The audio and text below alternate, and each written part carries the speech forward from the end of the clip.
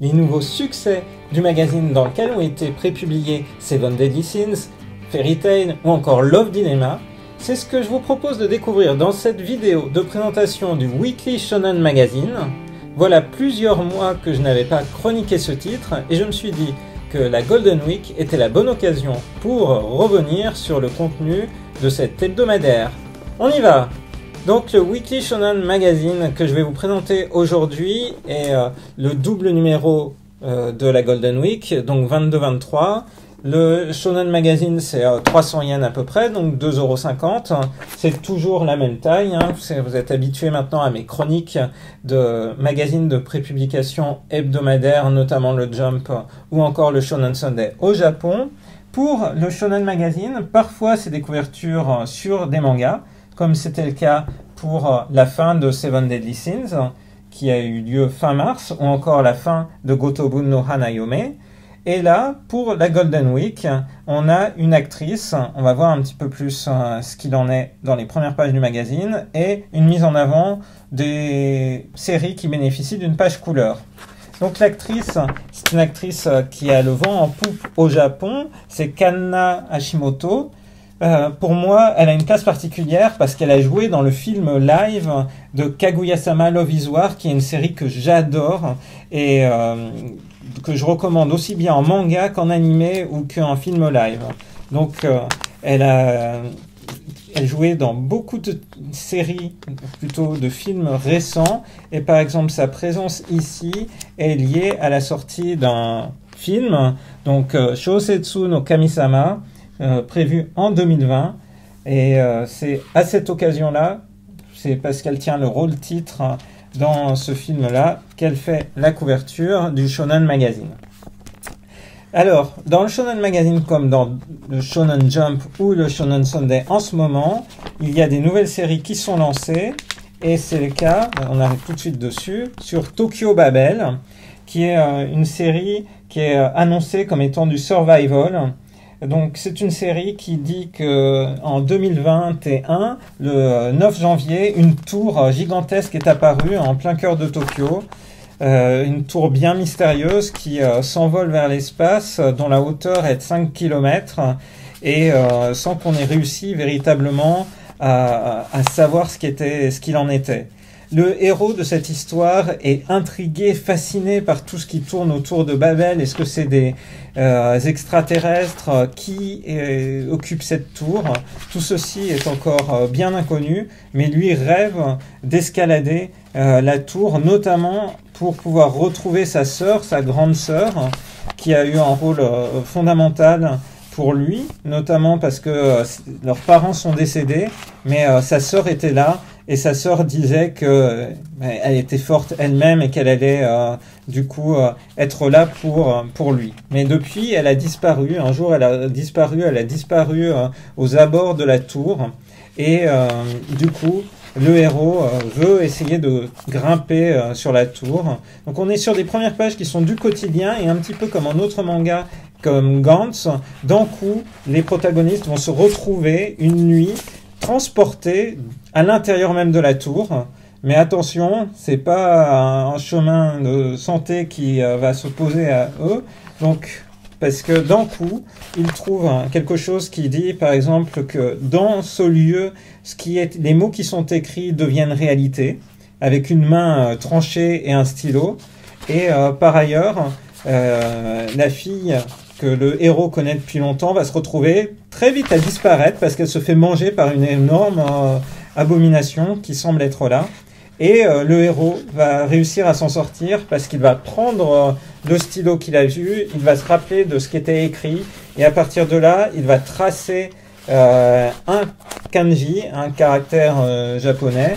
Il trace le caractère de Hana, le trou, et à partir de là, l'horrible monstre qui s'est présenté disparaît. Le chapitre se termine alors qu'un autre personnage apparaît, sans doute pour venir. Il y a peut-être d'autres personnes qui sont à l'intérieur de la tour, et c'est ce qu'on découvrira dans la suite, la montée de la tour. En tout cas, c'est comme ça que ça nous est présenté. Voilà, premier chapitre, un petit peu angoissant, hein, mais c'est le genre qui veut ça. On sait jamais véritablement comment le titre va être reçu. Ça va dépendre vraiment de la manière dont les lecteurs japonais s'approprient cette série. Bon, moi, vous avez compris avec mes chroniques récentes que dans les séries toutes nouvelles, j'ai eu un coup de cœur pour une série qui s'appelle Frieren, qui est dans le Weekly Shonen Sunday. Je vous invite à revoir ma chronique du Shonen Sunday à cette occasion. Donc là, c'est un peu moins mon type. Ensuite, on a Domestic Nakanojo, qui se poursuit. C'est bientôt la fin de Domestic Nakanojo. Il se passe des choses assez terribles à l'intérieur. C'est incroyable le photoréalisme de cette série à chaque fois. Donc, comme c'est bientôt la fin, je ne vais pas vous révéler ce qui se passe et ce qui cause toute cette angoisse chez les différents personnages de la série, mais c'est quelque chose d'assez crucial. Ensuite, pour ne pas spoiler, je cache la dernière page du chapitre de Love Dilemma. Ensuite, Eden Zero, qui est bien placé, hein, Fairy Tail a vraiment son successeur, et je trouve que c'est vraiment un gros coup de force de Hiro Mashima d'avoir réussi à lancer une série avec on va dire une certaine ambition narrative, parce que dès le départ il y avait beaucoup de choses qui étaient réfléchies, c'était pas juste des choses qui étaient empilées au fur et à mesure comme on le fait pour des séries toutes neuves où à chaque fois on sait qu'il y a des points de transformation à l'issue des 10 premiers chapitres où les éditeurs vont voir si la série a du potentiel et permettre d'ouvrir vers d'autres portes, ou au contraire va dire il va falloir que tu fermes, que tu clôtures ta série peut-être rapidement. Là, comme Hiro Mashima sortait d'un succès, il a eu, comme Masashi Kishimoto pour Samurai 8, plus de place, plus de temps, mais contrairement à Kishimoto au scénario de Samurai 8, eh ben, Eden Zero, ça a pris. Et j'aime bien cette série, elle est toujours avec le même enthousiasme, la même énergie qui caractérise les œuvres de Mashima. Et ça se passe bien, du coup, pour son œuvre. Et donc, on est dans des phases de combat. Il y a toujours des grandes planches comme c'est le faire. Hein. L'auteur, c'est dynamique, c'est des personnages tous attachants. Il y a un côté positif dans toutes les œuvres de Mashima qui fait du bien, particulièrement en cette période. Ensuite, on tombe sur une série qui est adaptée aussi en France, Tokyo Revengers, donc qui poursuit bientôt 3 ans de publication et puis 17 volumes reliés. Donc là, ici, une page couleur et la suite de Tokyo Revengers, qui n'est pas une série que je lis véritablement, donc je ne pourrais pas rentrer dans le détail. Et tout de suite après, pour une fois plutôt bien placé, parce que dernièrement la série était plutôt à la fin du magazine, on retrouve Fire Force, qui va avoir sa nouvelle saison en 2020, et donc 22 tomes déjà parus, plus de 6 millions d'exemplaires du manga qui ont été vendus au total. Donc la série Fire Force se poursuit et semble parée pour continuer un petit moment, notamment poussé et boosté par l'anime qui revient. Ensuite, vraiment, je disais en introduction de cette vidéo que j'allais vous présenter les nouveaux succès du Weekly Shonen Magazine. Donc on a vu par exemple que Eden Zero s'inscrivait dans la durée maintenant. Mais on a aussi une série, la comédie romantique du moment, c'est Kanojo Karishimasu, qui est à son chapitre 138, déjà 14 tomes reliés, et une série qui est adaptée en animé. L'animé est attendu pour cette année. Le pitch de Kanojo Karishimasu, c'est qu'au début de l'intrigue, le héros, après avoir été se séparer de sa copine, va chercher sur un site d'escorte, trouver une fille avec qui sortir. Donc il fait la rencontre de l'héroïne. Et de fil en aiguille, ça va aller plus loin parce qu'il se retrouve à la présenter à sa grand-mère qui est hospitalisée. Et pour donner du baume au cœur à sa grand-mère, il la présente comme étant... c'est sa copine, quoi. Et finalement... il se retrouve à avoir une relation un peu spéciale avec cette fille. C'est une relation électrique au début. Et par ailleurs, une relation du coup plutôt... par le travail, donc pas encore comédie romantique, mais il se trouve qu'ils fréquentent tous les deux le même lycée, et que l'héroïne, elle, dans le lycée, elle fait la très studieuse, celle qu'on ne voit pas, pas du tout le même look, donc c'est le principe du premier tome, et là on continue sur le développement de leur intrigue. C'est la comédie romantique qui change un peu. J'aime bien le design de chacun des personnages. Et puis, il y a de la sensibilité, par exemple, dans ce chapitre publié ici. puisqu'ils sont dans le bus, retour d'une excursion, et à un moment donné, en fait, la fille s'endort sur l'épaule du garçon. Et c'est une double page attachante et mignonne, la manière dont c'est dépeint. Je trouve que c'est, voilà, en 3 planches, 4 planches, vous avez un aperçu de pourquoi cette série a, à mon sens, beaucoup de potentiel. D'ailleurs, si elle est adaptée en animé, c'est bien parce que c'est le cas. Mais c'est vraiment une série que j'apprécie. Donc je suis content de l'avoir arrivé en animé dans quelques temps. Autre série qui a du succès et qui s'inscrit maintenant dans la durée, c'est Hitman. Hitman, qui va arriver en France. Donc c'est la nouvelle œuvre de Seo Koji, maintenant qu'on connaît depuis plus de 15 ans, puisque c'est l'auteur de Suzuka, de Fuuka. Hitman, intitulé en France, je crois, Hitman les dessous du manga, puisque l'intrigue raconte le quotidien d'un jeune diplômé de l'université de Tokyo qui va devenir éditeur pour le Weekly Shonen Magazine. Donc c'est un petit peu comme si Bakuman et la comédie romantique se rencontraient.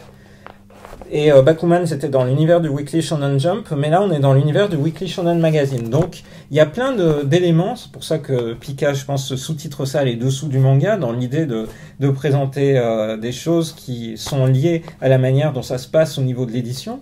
C'est intéressant, même si c'est, à mon avis, l'histoire est plus orienté sur la partie romantique, parfois. Donc il y a des chapitres vraiment orientés là-dessus, là où Bakuman était vraiment orienté sur la création, l'édition de manga et autres, même s'il y avait aussi cette composante romantique qui était là, mais c'était pas l'enjeu narratif. Donc dans Hitman, on a vraiment des triangles amoureux avec des relations aussi, du coup, entre les artistes et puis les éditeurs. C'est une série qui est vraiment typique de cet auteur. D'ailleurs, il y a des entrecroisements et dès le premier chapitre, en fait, on voit des personnages qui étaient vus dans Fuuka. Donc là, ce chapitre-là est plus orienté sur les relations sentimentales entre les personnages, donc il y a moins l'univers du manga. Mais voilà, c'est un titre intéressant. Et qui s'est inscrit dans la durée, là aussi, c'est une série qui maintenant va bientôt avoir 2 ans de publication. Bon, là, on est moins dans un titre qu'on découvre, Dayano Ace Acte 2, qui se poursuit. C'est du baseball, ça a beaucoup de succès au Japon, ça a été adapté en animé, on le sait, on se souvient, et dans le genre de série qui s'inscrit dans la durée, on a évidemment Hajime no Hippo, maintenant bientôt 30 ans de publication, on est au chapitre 1298, ça dit la durée, la parution du manga en France, c'est chez Kurokawa. C'est de la boxe, toujours beaucoup d'énergie, beaucoup de dynamisme dans cette série. Ensuite, on a Days, c'est du foot. Je vais passer aussi, parce que je voulais mettre en avant un peu plus les séries récentes. Kanojo mo Kanojo, chapitre 10, si j'ai bonne mémoire. C'est une série qui se veut comédie romantique, mais un peu étrange. Le héros, c'est du romantique, c'est comédie et romantisme. Mais j'accroche pas trop au pitch. Le héros, au début de l'histoire, il a déjà une copine, mais il y a une autre fille, un peu toute timide, toute touchante, qui lui fait sa déclaration. Et il veut sortir avec les deux. Donc, il propose à sa copine de maintenir ce couple, d'avoir 2 relations à la fois. Je suis pas fan de ce qu'il y a dedans. Donc, on va passer avec d'autres séries sportives, mais je vais surtout passer sur un titre sur lequel il me semble important d'insister. On a évidemment aussi Bakemonogatari, qui se poursuit dans le Shonen Magazine. Donc, ça, c'est reconnu et vu. Il y a aussi Oliento, qui est publié chez Pika maintenant en France par l'auteur de Maggie. Donc c'est une série qui a du succès. J'ai déjà eu l'occasion de parler auparavant de la série Shine, ou en titre japonais La Noël de Walate, donc qui a été adapté en animé pour partie, qui se situe dans le milieu de la mode, chapitre 139 maintenant. Je voulais évoquer cette série, donc qui est faite par Yoshikawa Miki, l'auteur de Yamada-kun and the Seven Witches. Donc c'est un titre qui est directement annoncé comme un titre avec du gros potentiel pour le Weekly Shonen Magazine. Le tome 1 va paraître le mi-mai. Et le 15 mai, très exactement. L'histoire, ici, est celle de deux protagonistes qui ont été échangés à la naissance. Dans le premier épisode, leurs parents respectifs, du coup adoptifs, mais veulent les faire se rencontrer et faire en sorte qu'ils aient une relation les uns avec les autres. Les vrais parents du héros, eux voudraient que les enfants se marient parce que comme ça permettrait d'avoir une relation un peu, ça rétablirait une relation entre tout le monde. Voilà, donc on est sur deux protagonistes avec un caractère très différent puisque l'héroïne, elle est plutôt très enjouée, dynamique, fort caractère. Le héros, lui, c'est un premier de la classe, ou plus exactement, c'est un deuxième de la classe. Il ne le supporte pas, et notamment parce qu'il est amoureux de celle qui est la première de classe qu'on découvre à la toute fin du premier chapitre, avec une relation du coup complexe, puisqu'elle l'ignore au début.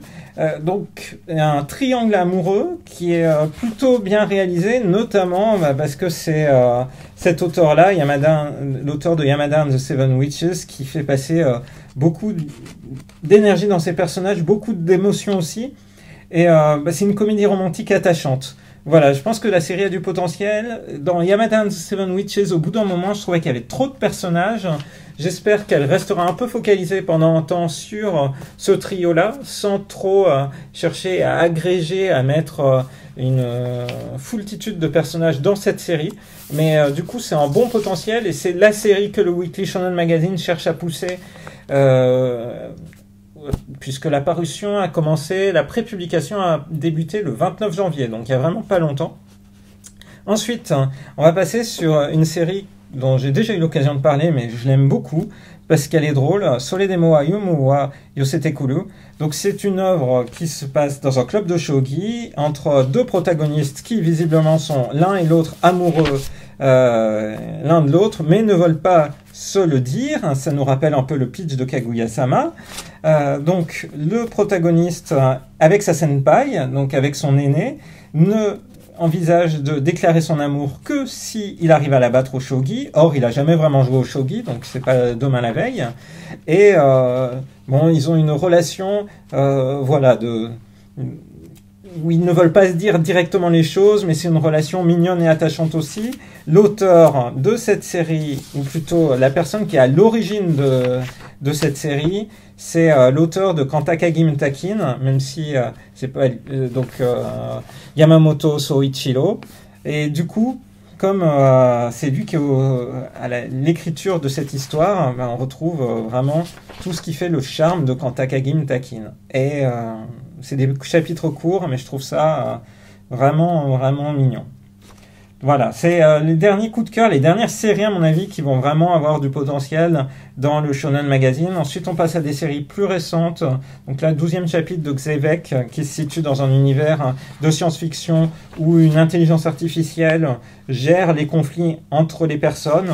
Mais des fois, elle est mal utilisée parce que ça dépend de la manière dont chaque individu fait appel à elle pour résoudre ses problèmes, entre guillemets, légaux et juridiques. Il y a du fanservice, c'est pas toujours... Le pitch de base est intéressant, mais je suis pas ultra fan du traitement, notamment du traitement un peu sexy parfois, un peu trop sexy, pas en lien avec un traitement sérieux possible de l'histoire.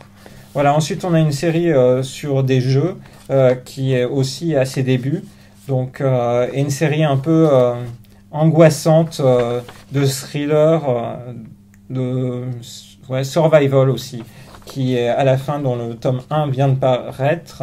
C'est une série qui a débuté il y a quelques mois, qui poursuit son chemin, mais plutôt en fin de magazine. Voilà. Que dire ? Du coup, on arrive à la fin du magazine.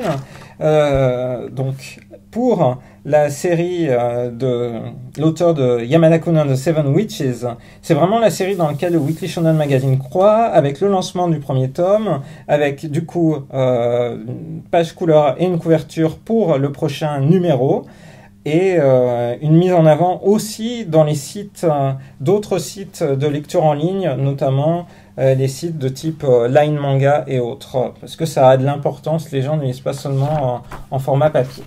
Voilà, on en a fini pour cette chronique du Weekly Shonen Magazine. J'espère que ça vous a intéressé de voir un peu les séries qui sont mises en avant actuellement.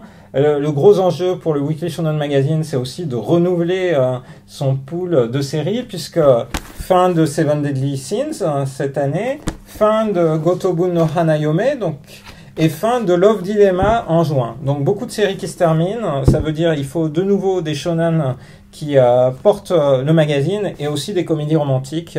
Je pense que à la fois la comédie romantique Kanojo Okarishimasu et puis du coup la série A Couple of Cuckoos sont des séries qui peuvent avoir le potentiel pour prendre la suite de ce succès qu'a été Gotobun no Hanayome. J'espère que cette vidéo de chronique du Weekly Shonen Magazine vous a plu et je vous donne rendez-vous très bientôt dans une prochaine vidéo sur la chaîne de Rosalis. Bye bye.